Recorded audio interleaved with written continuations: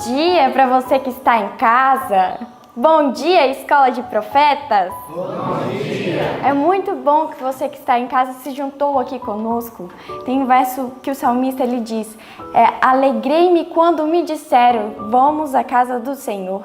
E é muito feliz saber que você está aqui conosco na casa de Deus, honrando e engrandecendo o santo nome dele.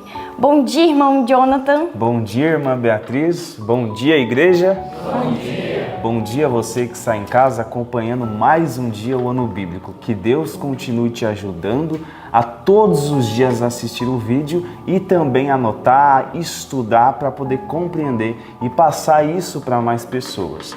E agora, antes de tocarmos o hino, vamos fazer uma breve oração.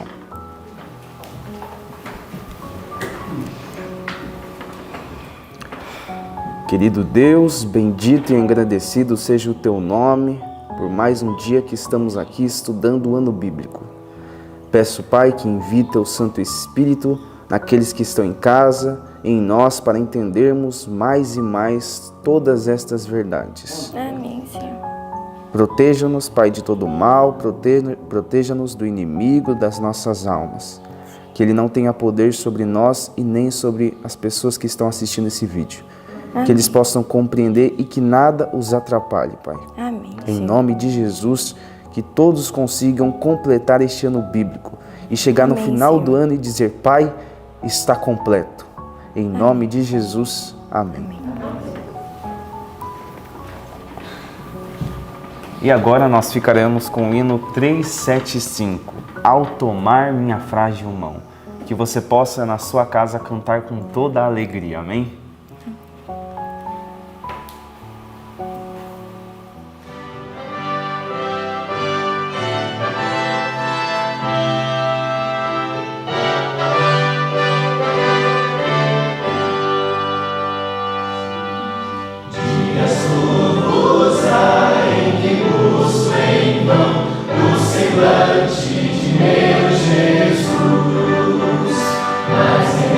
Nas trevas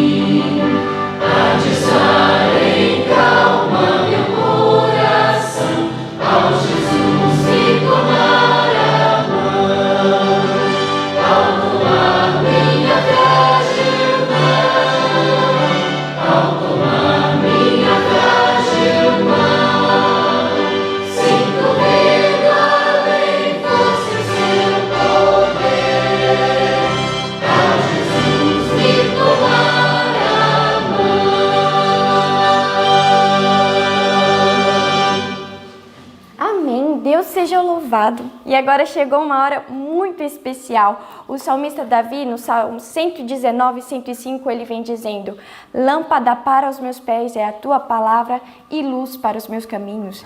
E agora chegou a hora de nós gravarmos o nosso versinho dessa semana, que se encontra lá em Efésios capítulo 5, verso 16. Abre sua Bíblia aí comigo. Eu vou te dar alguns segundos enquanto eu abro a minha também. Aproveita que o verso dessa semana ele é bem curtinho. Você consegue gravar aí em 2 dias.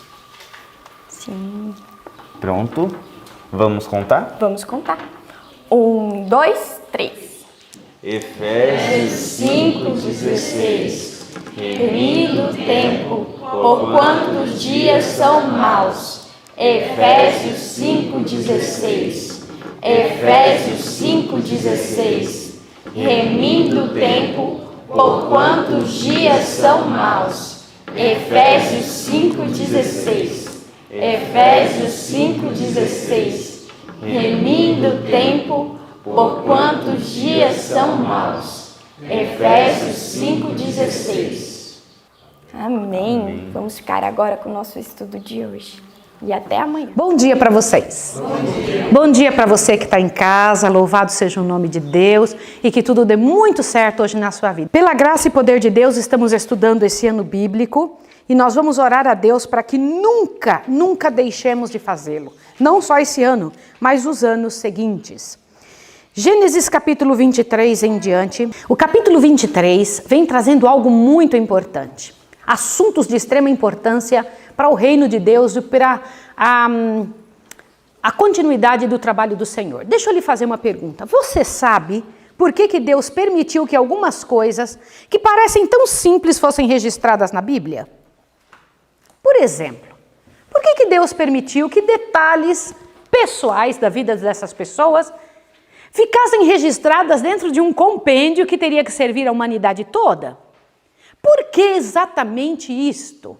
Por exemplo, foi na Bíblia que a gente descobriu que Isaac continuou sendo cuidado e tratado por sua mãe até os 20 anos de idade, dormindo perto dela e junto com ela. Nós descobrimos também que a morte de Sara, o que foi que tinha causado? Qual a idade que Isaac tinha quando Sara faleceu? Quase 40 anos, quase 40. Agora veja que situação. E o pai percebeu que era hora de tomar uma posição na vida desse rapaz. Ele precisava tomar uma posição. E ele era de uma disposição, olha o que nós aprendemos. A disposição de Isaac era gentil, dócil e de afeições fortes. Eu queria que você imaginasse uma pessoa assim. Como é uma pessoa assim? Gentil, dócil, mas de afeições fortes. Como é? Alguém que se apega muito fácil aos outros. Se apega, facilmente conduzido. Agora pare para pensar, por que Deus deixa essas informações serem registradas? Capítulo 23 mostra que assim que Sara faleceu, Abrão chorou muito. O Senhor Deus ainda permitiu que Abrão vivesse muitos anos após a morte de Sara, uma boa quantidade de tempo. E ainda depois disso, olha que interessante a respeito dessa ocasião, para enterrar a sua esposa, ele se sentia peregrino. Ele falava, eu sou peregrino. Veja que ele era dono da terra que ele tinha que comprar para enterrar sua morta. E ele vai aos filhos de Et e conversa com os filhos de Et, e eles, não, pode ficar, o que é isso? Entre mim e você? Não, mas eu quero saber o preço. Não, o que é isso? Imagina, aí de cobrar alguma coisa de você. Não, mas quanto é que é? Imagina, eu ia te cobrar uma terra que custa 400 ciclos de prata. Ah, não, eu não iria te cobrar. Aí Abraão fala, pesem 400 ciclos de prata, entregue para ele. Vocês entendem o que aconteceu ali? E então ele tinha o espaço para enterrar Sara. E por que Deus usa praticamente todo o capítulo 23 para explicar não só a morte dela, mas a transação feita? O cuidado que Abraão teve para não deixar um só rastro atrás de si, que dissesse, que comentasse que aquele homem, que era o pai de uma grande nação, tinha deixado alguma coisa para trás que pudesse ser motivo para falarem mal de seu povo. Eu quero que vocês pensem isso. Quando foram observar a vida de Daniel, vasculharam a vida dele para encontrar alguma coisa que pudesse achar de erro. Lembra disso? Agora imagine você vasculhando a vida de Abraão. Você vai encontrar que ele mentiu. E que mais? Perceberam isso? Como ele cuidava de detalhes. Como ele corria atrás para que não deixasse um só rastro em sua vida que pudesse desfigurar a imagem de Deus em sua descendência. Em capítulo 24, no entanto, ele manda um dos servos buscar uma esposa para Isaque, no meio das parentelas de seu pai. Quem era este rapaz que foi buscar a esposa? Eu quero que vocês pensem primeiro sobre isso. Quem era? Este é o nome, mas eu queria que vocês me dissessem quem é a pessoa. Ele era descendente da casa de Abraão, antes de Isaac. Opa, peraí. Ele era um dos servos da casa, fazia parte da família, tinha vindo com Abraão, era um dos grandes servos e por anos ele pensou que ele seria o quê? O herdeiro. Eu quero perguntar para você, e você que está em casa, se você por anos dentro de uma família de um homem muito rico, soubesse que as posses deste senhor, que tipo de sentimento você teria quando você visse nascer o herdeiro verdadeiro? Eu quero que você pense sobre isso. A maneira como Eliezer trabalhou dentro dessa questão me fala muito sobre ele. Pelos seus frutos o conhecereis. Então, quando eu observo Eliezer, eu fico pensando, que homem cuidadoso. E diz que ele também era gentil e hospitaleiro. Ele dava muito valor a isso. Tinha aprendido com quem? A tropa é o espelho do comandante, né?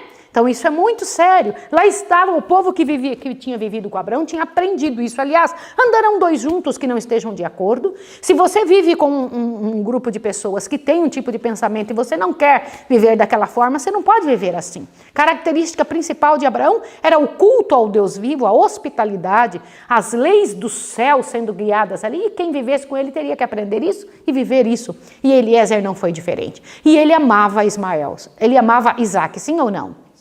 Amava Isaac. E ele cuidava de Isaac. E eu imagino e vi na atitude dele ao ir para a casa dos pais de Rebeca, com um cuidado tremendo, imenso. Parecia que era filho dele, sim ou não? Sim. A sensação que eu tive era de um pai lutando por aquilo, jejuando e orando e pedindo, ó Deus, não me deixe voltar com essa responsabilidade tão grande sem fazê-la.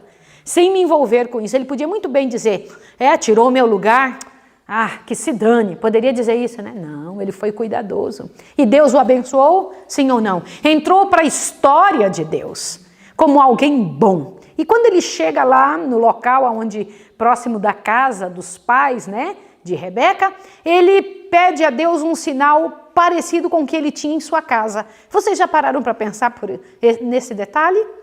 Que ele pede para o Senhor Deus mostrar para ele algo que ele tinha certeza que ele sabia observar. Hospitalidade, generosidade, bondade. E lá vem uma moça, era muito bonita, e ela era também de natureza ativa e enérgica. O que vocês entendem por essa natureza? Agora eu queria que vocês fizessem a união dos dois. Bora! Porque no próximo capítulo nós vamos ver os filhos deles. Então eu quero que vocês imaginem um homem gentil e dócil, de afeições fortes, e uma mulher linda, de natureza ativa e enérgica. Como é que é isso? Bora, pensem.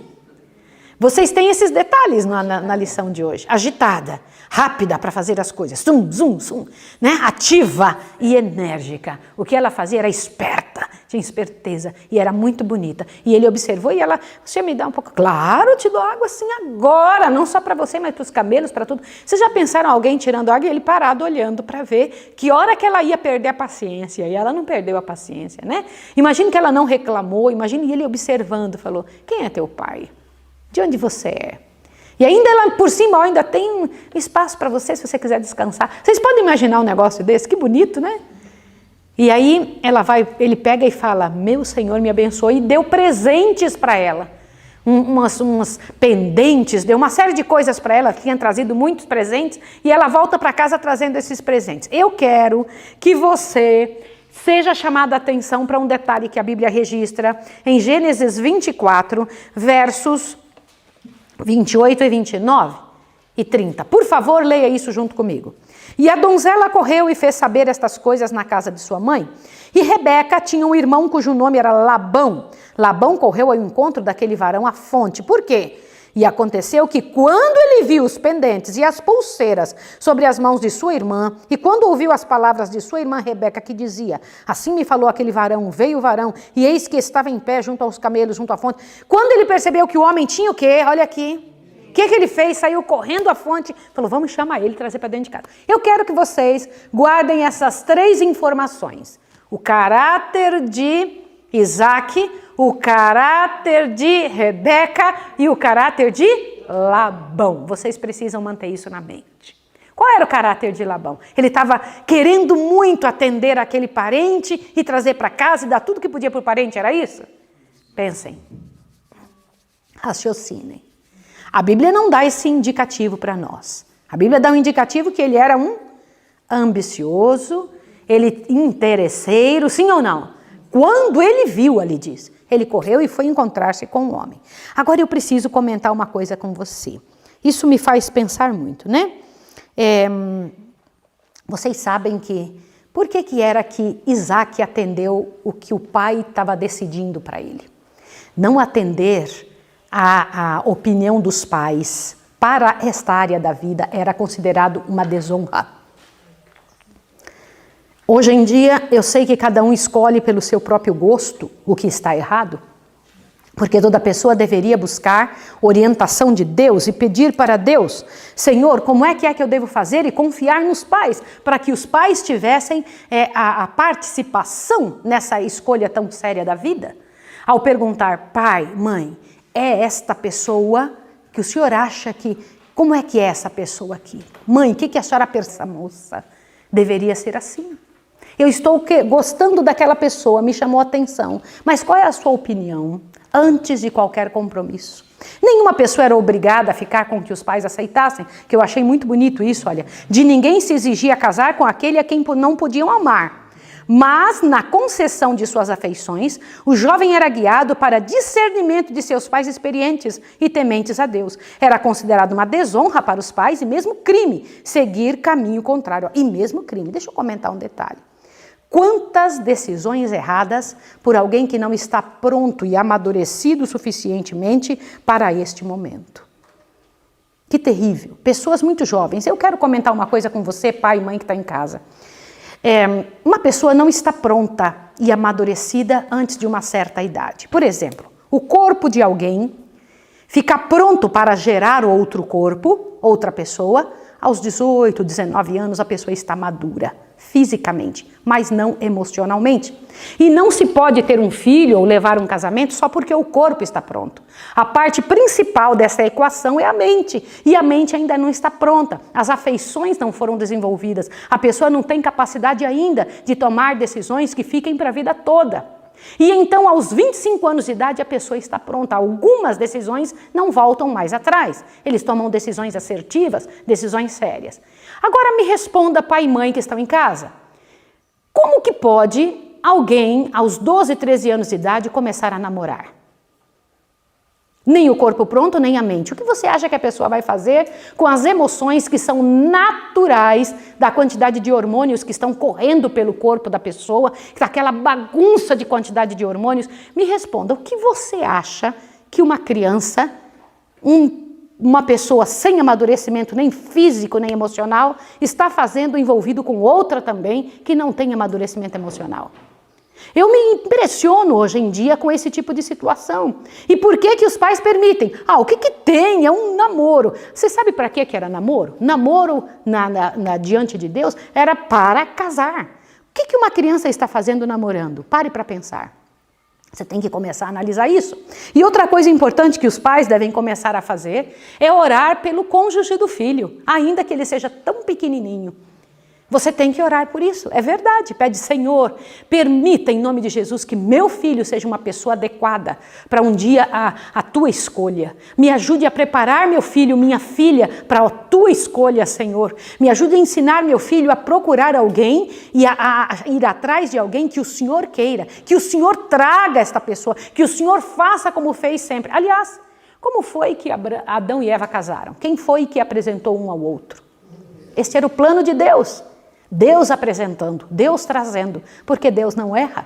Você não pode imaginar que coisa linda. E o amor deles dois foi tremendo, imenso o amor de Adão e Eva. E o Senhor Deus permitiu que este casamento aqui, que foi um casamento muito interessante, né? E eu acho um dos detalhes mais bonitos da Bíblia, Abraão não consentiu que seu filho fosse atrás da moça, pediu que alguém fosse atrás. E por que não Isaac? Pare para pensar. Isaac tinha uma natureza que ele podia ser facilmente direcionado. Vamos usar essa fala, cada um disse uma frase aqui que é verdade sobre Isaac. Mas ele poderia ser facilmente direcionado, ele mandou alguém que era mais firme. Olha que coisa interessante. Outro detalhe, quando a situação estava para acontecer, eu fiquei parando para pensar sobre a situação, que Eliezer tinha na mão uma responsabilidade tremenda, Abraão tinha na mão uma responsabilidade tremenda, porque eles já tinham observado os casamentos que tinham dado errado, casamentos mistos. De quem? Eu quero que vocês me lembram. De quem eram os casamentos que hoje foram citados, que foram uma lástima para o mundo, uma lástima para Deus, uma lástima para seu povo? De quem? Abraão e Agar, ele próprio. As mulheres de Ismael, que mais? Ló. Vocês viram de onde eu tirei a informação de que a esposa de Ló era que tinha empurrado Ló para aquele abismo onde ele tinha vivido? Vocês entenderam isso hoje? E eu preciso ler isso para vocês. Casamentos mistos. Às vezes a gente ouve hoje dentro da igreja um negócio que eu acho terrível. Uma mãe e um pai dizendo assim, meu filho está namorando alguém fora da igreja porque as moças de dentro, os rapazes de fora são piores, aliás, são melhores do que os de dentro são piores. Irmãos, peçam a Deus para lavar a sua boca. Não fale isso nunca mais. Não diga isso. Primeiro, porque isso é totalmente contrário ao que Deus pediu. Segundo, se você colocar seus joelhos no chão, o Senhor Deus enviará aquele que ele conhece, que é amigo dele, que está dentro da igreja. Você tem que parar para pensar sobre isso, porque você não sabe a lástima que é envolver-se com alguém que não pensa da mesma forma que a religião que a sua filha, que seu filho professa. Você não tem ideia da miséria que é isso. Eu vou ler um pedaço aqui para você que me chocou terrivelmente. Observe isso daqui. Olhe só. Olha o que você precisa entender. Abraão tinha notado o resultado dos casamentos mistos entre aqueles que temiam a Deus e os que não o temiam, desde os dias de Caim até o seu tempo. Desde quando? Desde os dias de quem? Caim. Abraão tinha observado, falou, olha que situação. Isso me mostra que essas atitudes eram notórias, que o resultado da vida dessas pessoas eram claras diante de todo mundo. Os resultados da família de Caim. Avante, agora olhe, presta atenção. As consequências de seu próprio casamento com Agar e das alianças matrimoniais de Ismael e de Ló estavam perante ele. Da falta de fé por parte de Abraão e Sara tinham resultado o nascimento de Ismael, mistura da semente justa com a ímpia. Isso aqui me doeu o coração, não te doeu o coração? Que triste. Doeu, né, filha? Mistura da semente justa com a ímpia. Olha, continua aqui. Agora, presta atenção nessa próxima frase. E eu quero tratar com você esse assunto agora. A influência do pai sobre o filho era contrariada pelo dos parentes idólatras da mãe e pela ligação de Ismael com esposas gentias. A inveja de Agar e das esposas que ela escolhera para Ismael. Quem escolhera as esposas?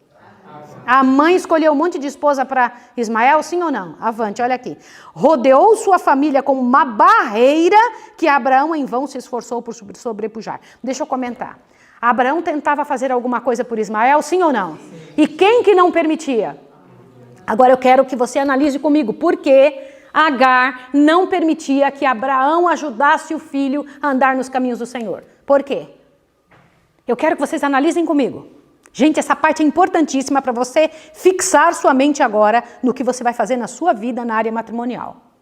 Porque ela própria não era convertida, né? Semelhante atrai semelhantes. Ela atraía pessoas que eram igual a ela. Semelhantes atraem semelhantes. E ela atraía pessoas que eram igual a ela. Pensem sobre isso. Irmãos, isso é muito sério. Agar atrapalhava Abraão de ajudar o filho no que era correto. Por quê? Porque ela não era convertida. Ela não aceitava o que ela não gostava. Ela queria instruir o filho segundo o modelo que estava na sua cabeça. Qual foi o resultado disso para Ismael? Qual foi o resultado disso para Ismael, senhores? Viveu no deserto, passou a ser inimigo de todos, todos eram contra ele, Todos contra ele e ele contra todos. Que vida terrível! Embora no final de sua vida ele voltou para o Deus de seu pai, não é? Mas a consequência da atitude de Agar, que era inconversa, não ajudava, deixava Abraão trabalhar, não deixava Abraão ajudar o filho. O que aconteceu? O resultado foi terrível. Olha o que diz aqui. Um selvagem pilhante. Gente, isso é muito sério. Isso é muito sério diante de Deus, ó. Separado do pai e amargurado pela contenda e discórdia de um lar, destituído de amor e temor de Deus. Como é que ele se sentia amargurado? Porque o lar dele era assim, era sem Deus e cheio de discórdia. O lar dele era assim. Ismael foi compelido a escolher a vida selvagem e pilhante de chefe do deserto, sendo sua mão contra todos e a mão de todos contra ele. Olha o resultado de um pai e de uma mãe que não aceitam as reivindicações de Deus. Olha o resultado num filho. Em seus últimos dias arrependeu-se de seus maus caminhos e voltou ao Deus de seu pai. Mas permaneceu o cunho do caráter dado à sua posteridade. Gente, a família dele não teve como trabalhar em cima. Eles receberam o resultado da influência de Agar. Agora eu quero voltar em Agar. Agar, você pode dizer, mas coitada, ela foi envolvida nessa miséria. Eu garanto para você que se ela não fosse invejosa, se ela tivesse se convertido, o fim dela seria diferente. Ela não era convertida. Ela atrapalhava Abraão. Ela desajustou a vida do filho. Sim ou não? Imagine isso. Não, isso não precisa ser assim, não. Vamos fazer assim. Foi isso. Porque Abraão não aceitava esse tipo de vida. Com certeza Abraão deu toda a informação, tanto é que o menino depois voltou para o Deus dos pais. Voltou, depois que já tinha feito tanta bagunça com a vida. Mas imagina a maneira como ela agia. Agora vamos entender sobre a mulher de Ló. Vamos lá. A esposa de Ló foi mulher o quê? Egoísta e religiosa. E sua influência exerceu-se no sentido de separar de Abraão o seu marido. Olha, quem foi que pediu para... Sai do meio desse homem. Você precisa ter seu próprio dinheiro. Tem que ter suas vacas, seus animais. Vamos lá. Foi ela ou não foi? Avante. A não ter sido por causa dela, Ló não teria permanecido em Sodoma. Quem queria ir para Sodoma? Privado do conselho do patriarca sábio e temente a Deus, a influência de sua esposa e as relações entretidas naquela ímpia cidade, ela tinha relações com quem lá naquela cidade? Envolvimento com várias pessoas que eram más, ó. Ela tinha, ó. E tê-lo iam levado a apostatar de Deus se não tivesse sido a instrução fiel que cedo recebera de Abraão. Olha isso. Ainda Abraão ajudando Ló lá naquela cidade ímpia, mesmo com toda a força do mal que aquela cidade tinha. O casamento de Ló e sua escolha de Sodoma foram os primeiros elos em uma cadeia de acontecimentos repletos de males para o mundo durante quantas gerações? Muitas gerações. Agora eu preciso falar essa frase e eu queria que você ouvisse em nome de Jesus. Você que está em casa, você que é casado, ouça isso aqui agora. Olhe bem. A felicidade e prosperidade da relação matrimonial depende da unidade dos cônjuges, mas entre o crente e o incrédulo há uma diferença radical de gostos, inclinações, propósitos. Estão a servir dois senhores, entre os quais não pode haver concórdia.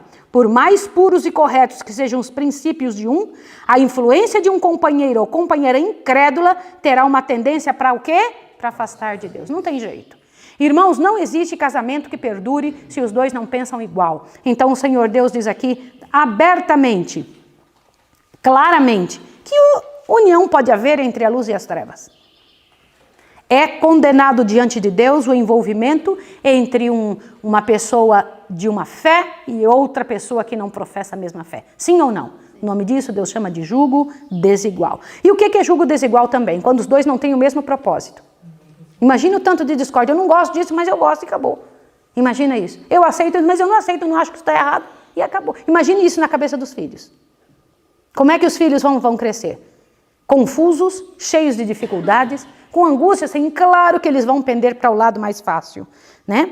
E, todavia, olha aqui, vem uma outra coisa importante. A pessoa que entrou para a relação matrimonial, quando ainda não convertida, coloca-se pela sua conversão sob uma obrigação maior de ser fiel ao consorte, por mais que difiram com respeito à fé religiosa. Olha isso.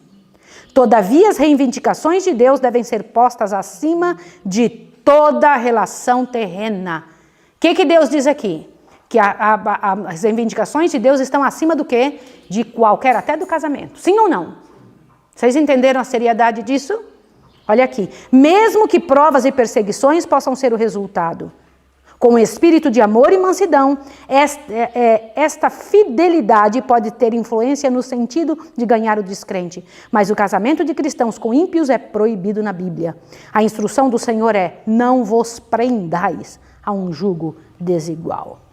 Agora vamos ver um detalhezinho antes de voltar para a parte mais bonita. Eu queria que vocês lessem que contraste entre o procedimento de Isaac. Achem essa parte no estudo, acharam? Olha lá, prestem atenção.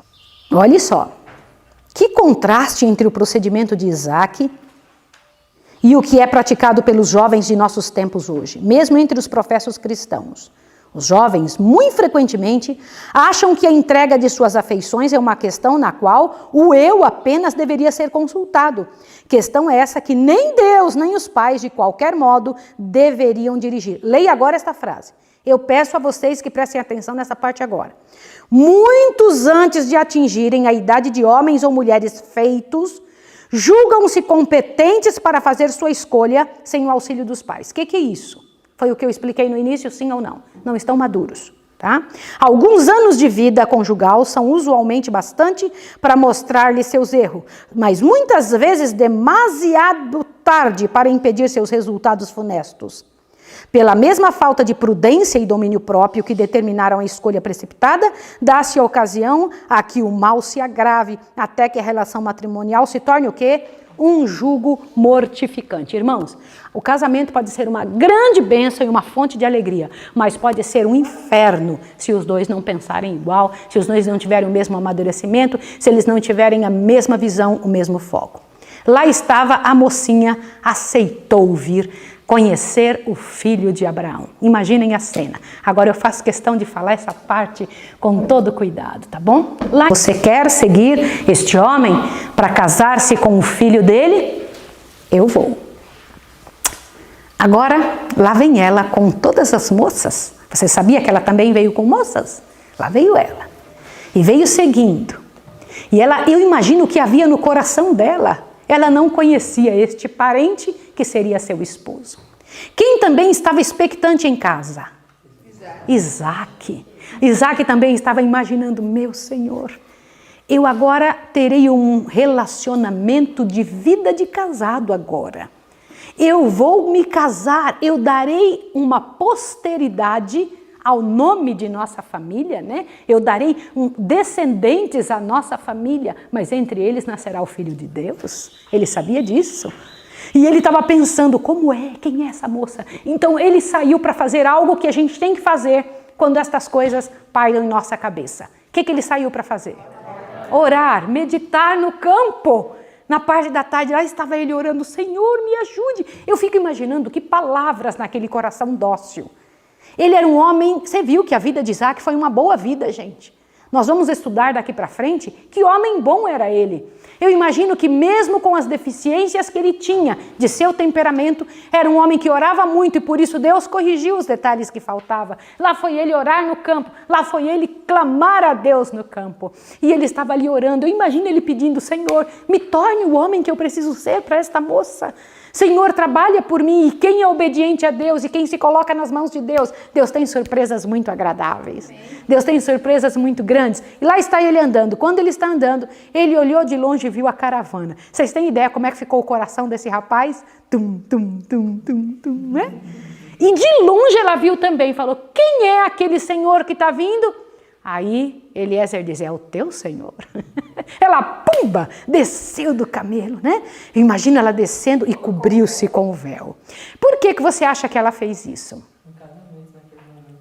Vamos lá? Oi? Era um casamento naquele momento. Era um casamento. Imagine, era um momento, primeiro encontro. Eu acho que ela queria deixar alguma coisa especial, né? Para que fosse mostrado. Imagino coisas tremendas que passou no coração dela. Como é ele, como é ele. Vocês acham que ela ficou olhando para qualquer outro lado ou só para aquele? Imagina, ali olhando e observando. E veio andando cobertinha com o véu, né? Todo aquele momento especial. Deixa eu dizer uma coisa. Hoje em dia as meninas, quando vão se encontrar com um rapaz, elas se cobrem com o véu, não é? O que elas fazem? O que elas fazem? Como é que elas acham que tem que haver esse encontro? O que elas acham que o rapaz tem que ver? Olha que absurdo. Irmãos, que contraste. E é por isso que hoje a gente vê tanta gente falida, destruída, machucada. Não procuram Deus, não ouvem os pais. Vão antes do amadurecimento, elas vão para dentro de um relacionamento, tanto para ele que não está maduro, nem para ela, e se envolvem numa miséria dessa, e elas vestem uma vida tenebrosamente. Na verdade, eu me lembro de um homem, um pastor que chegou aqui em casa, falou assim para mim: irmã Maísa, eu gostaria que a senhora desse um recado em nome dos homens, quando a senhora pregasse. Diga que essa exposição das mulheres é vista pelos homens de bem como grotesca. Eu me choquei com aquela palavra. Ele disse: um homem de bem, um homem de Deus, olha para a nudez feminina quando ela está se expondo, pensando que coisa grotesca. Ele não pensa como uma coisa fantástica que ele quer sair correndo atrás. Por quê? Porque ele sabe que o que é exposto não é valorizado. E se ela não valoriza, por que que ele teria que valorizar? Compreende? Isso é muito sério. E ela então se cobre. E diz que quando ele chegou perto, eu fico imaginando esse momento, e Eliezer olhando. Eliezer estava ali vendo. E não só Eliezer, quem mais estava?